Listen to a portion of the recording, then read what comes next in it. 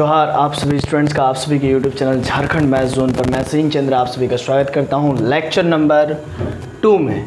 ठीक है, तो यहाँ पर देखिए पिछले क्लास में मैंने आपको जो है कि होमवर्क दिया था इसी चीज़ का, जो कि आज मैं आपको बता देता हूँ कि कैसे बनेगा। Create the divided difference table for the following data. इस डेटा के लिए चाहिए था, तो सॉल्यूशंस वी हैव गिवन, इस डेटा को लिख लीजिए। Now we form the divided difference table as follows. कर लिखने के बाद x का वैल्यू पूरा लिख दीजिए, x0 x1 x2 x3, फिर y का value y0 y1 y2 y3 लिख लीजिए।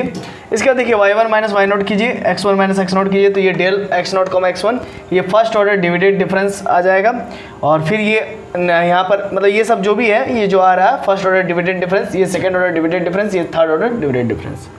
तो फिर y2 माइनस y1 कीजिएगा और x2 माइनस x1, तो डेल ऑफ x1 x2 आ जाएगा। और फिर y3 minus y2 x3 minus x2 कीजिएगा, तो ये आएगा आपका, देखिए x1 x2 आया है, फिर क्या आना चाहिए x2 x3 आना चाहिए। ठीक है ना, समझ में आ गया। जैसे यहाँ पर 1 है, यहाँ पर 2 है, तो ये 1 2 हुआ। ठीक है ना, तो इसी प्रकार से 2 3 हो गया। समझ गया ना, कंसेप्ट क्लियर हो गया।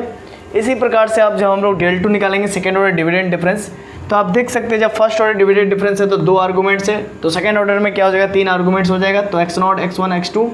तो इसमें क्या होगा बाद माइनस पहले, तो x2 माइनस x1। ठीक है, और इधर देखिए बाद ये और माइनस पहले। ठीक है, या फिर ऐसा भी कह सकते हैं x0 को छोड़ दीजिए x1 x2, फिर x2 को छोड़ दीजिए x0 x1। ठीक है, अब देखिए नेक्स्ट है ये वाला del of x1 x2 x3 consecutive निकलता है, तो x0 को छोड़ दिया, अब x1 x2 x3 पर बात करेंगे।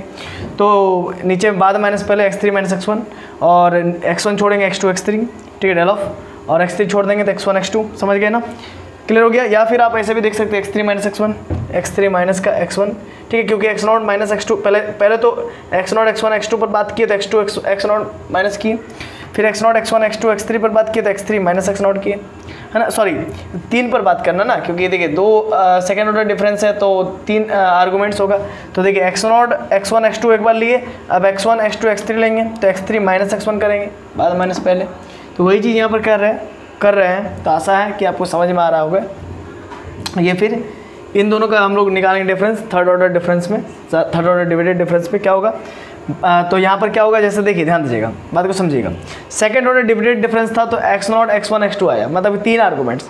अब थर्ड ऑर्डर डिविडेड डिफरेंस है तो क्या होगा, 4 आर्गूमेंट्स आएगा, x0 x1 x2 x3 आएगा, x0 x1 x2 x3 आएगा।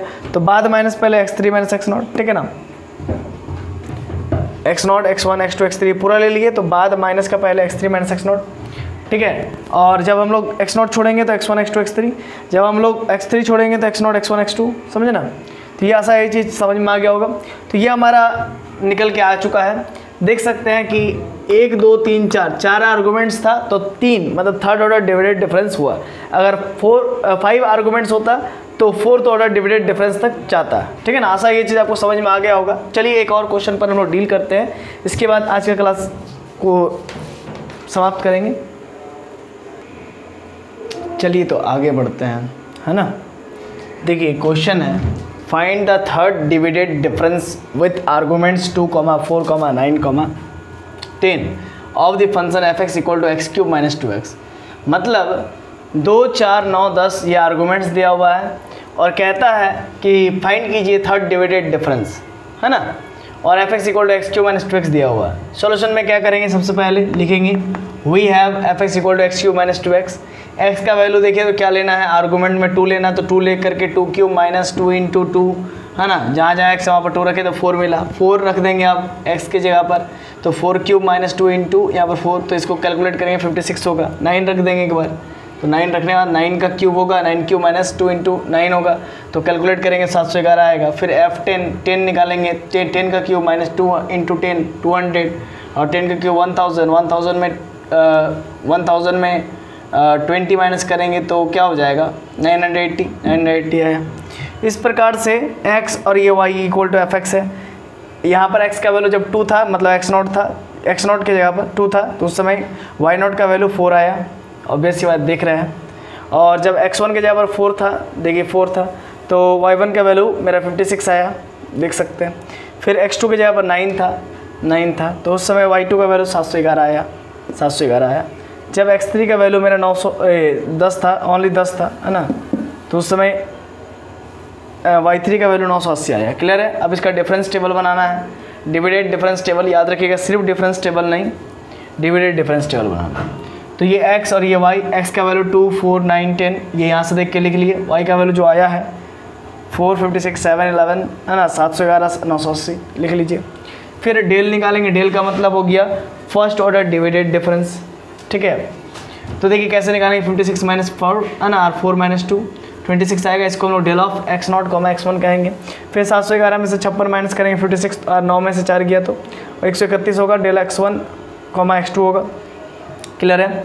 अब फिर क्या होगा, 980 माइनस 711, फिर 10 माइनस का 9, 269, डेल ऑफ x2, x3 होगा। अब इसके बाद हम लोग निकालते हैं del of x0, x1, x2, यानी कि डेल 2। डेल 2 कहने का मतलब ये है second order divided difference. Second order में क्या होगा, 3 आर्गूमेंट्स का काम आएगा, x0, x1, x2 है ना, बाद माइनस पहले, तो बाद माइनस का पहले 131 माइनस 26, और x0, x1, x2 3 लेना है, x0, x1, x2।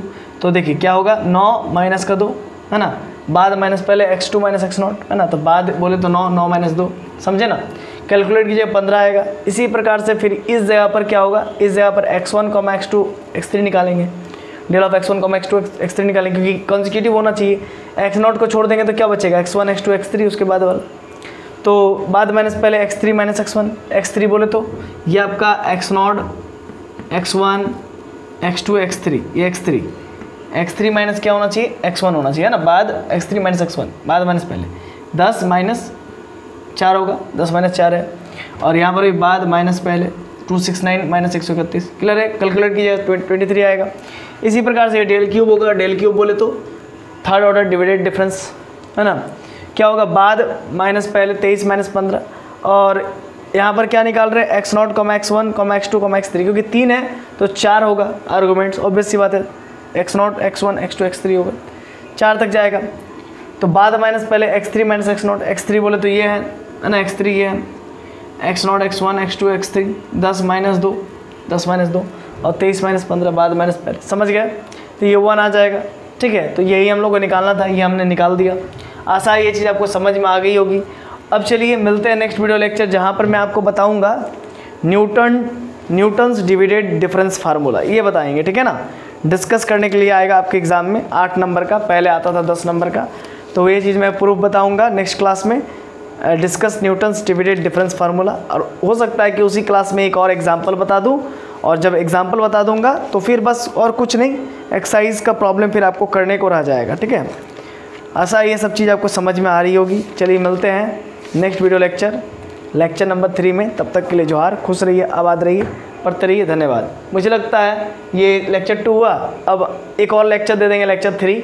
अगर उसी में अगर कंप्लीट हो जाता है, वो पूरा प्रूफ भी कंप्लीट कर देते हैं, न्यूटन डिविडेड डिफरेंस फार्मूला का प्रूफ अगर कंप्लीट कर देते हैं, और एक एग्जाम्पल भी कंप्लीट कर देते हैं उसी लेक्चर में, तो बस मतलब लेक्चर 3 तक ही जाएगा, उसके बाद नहीं जाएगा मेरे ख्याल से, या फिर देखिए फिर आगे क्या होता है।